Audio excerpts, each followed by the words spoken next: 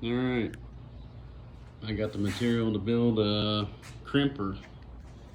So when I plant my fall food plot, I can crimp all the buckwheat and things I got going. 10-inch pipe.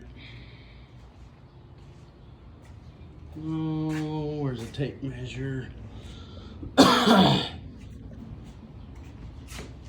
just had one. Oh, there it is.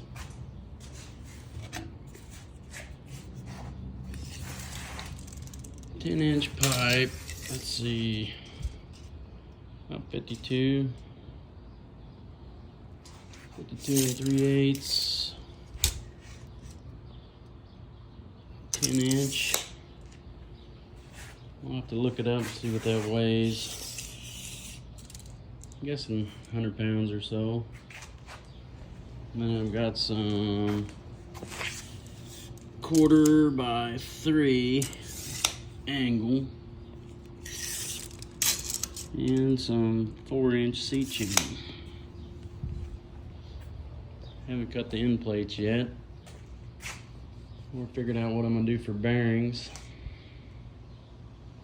but